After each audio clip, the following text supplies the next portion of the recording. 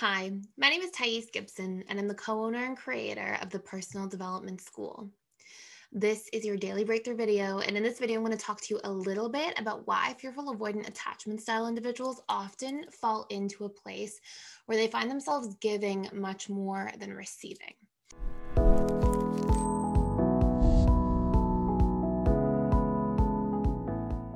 So, we're going to talk a little bit about where this comes from, some of the underlying patterns, and then what you can begin to do to really start changing this pattern.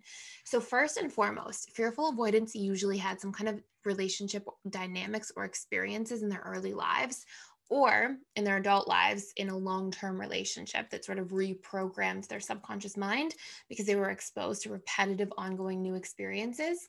And essentially, what you'll see is through these different types of programs and patterns, fearful avoidance learned that they're not really safe relying on other people. And in fact, it's safer to rely on themselves. Yet, fearful avoidants often feel like they really want to connect with other people. And they've often found that they were around people who, when they gave of themselves, when they sacrificed their own boundaries to please others, when they, went way out of their way for somebody else, they got positive reinforcement in the form of maybe love, connection, appreciation, whatever it might be.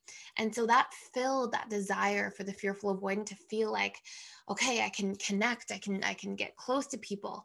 But because they associate that as filling the desire, they associate or as filling the desire for connection, they start to also associate as if I stop doing this, that love or connection that I really need may be taken away. And that is combined with usually a second layer of this challenge or dynamic for the fearful avoidant, which is also that they feel safe by being needed because they usually felt like if they weren't needed or if they had requests or they had their own needs essentially as a person, they were made to feel like a burden. They were made to feel like having needs or expressing their needs got them punished or in trouble. They really had to align with what was expected from them in front of them, or that could be problematic. And so what you'll see is this dynamic where fearful avoidants tend to give more than they receive because they want to feel needed, they want to feel safe, they want to get that bond met for love and connection, and that's the way that they've learned that it goes. And they are terrified of feeling like a burden. And often they have some core underlying wounds talking about how I am unworthy. If I need anything from anybody else, I'm sort of unworthy at my core and undeserving of receiving love for who I truly am, but instead for what I can do, how I can show up. And this really plays a massive role on why fearful ones can be so perfectionistic in their relationships upon, about their expectations from themselves and how they show up, because those expectations are not tied to like, let me get perfection, let me be perfect. Let me be perfect to try to be in a dynamic where I receive acknowledgement or appreciation or I seem great. Usually it's like, no, let me be perfect so I can just hold on to this little bit of love that I need and so that I can stay safe. And so these perfectionistic pieces are tied for the fearful avoidant to such profound survival oriented things and parts of the FA in terms of their programming. So how do we break out of this dynamic? Well, first and foremost, we have to learn about codependency and enmeshment. Like, we have to understand where that codependency comes from, because this is the underlying part of it. This is like the fearful avoidance flavor of codependency, is the things we've just talked about so far. And we have to learn about that codependency. We need to learn about how to set boundaries, how to redevelop that sense of self. I have a super intensive course on this in the personal development school, literally called Overcoming Codependency and Enmeshment Trauma.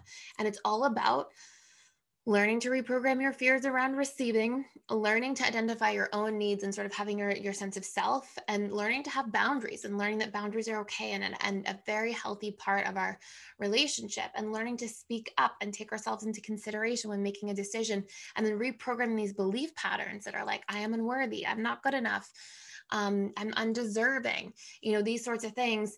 If I ask for anything, I will be a burden. That's such a big thing for FAs. Another big thing for FAs too on this topic that's talked about in the course as well is I am weak if I'm too vulnerable. I'm weak if I have to rely on others, which again is not true. We need that healthy interdependence, that healthy giving and exchange of both sides of the coin. We can give and we can receive in an equal manner. And that those things should never be mutually exclusive either. So that is the work, like learning to reprogram those parts, learning to voice your needs, learning to understand what your needs are, learning what your boundaries are.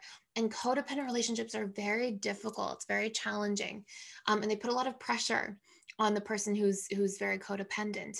Again, because we've tied making that relationship work to some kind of survival oriented need for ourselves, not realizing that we can meet those needs for ourselves as well in a healthy way once we identify them, once we put good strategies there, and we also have the healthiest, most successful, and lasting version of our relationships when we truly show up and communicate who we are, what our boundaries are. We feel safe saying no, we feel safe asking for things, and we can live truthfully and authentically in relationships as a result.